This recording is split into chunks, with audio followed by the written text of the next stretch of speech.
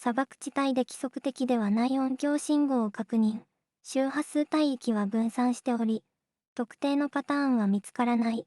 信号源の場所を特定するためドローン派遣を準備する。近隣の岩石層から微量の有機物を検出。組成分析を開始。砂礫の移動と音響現象との関連性を調査する。発光菌類群とは独立した事象である可能性が高い。イオトの発生時間帯は12、00、18、00に集中する傾向がある。信号の強度は微弱で、ノイズの影響を受けやすい。原因は自然現象か、それとも別の何か。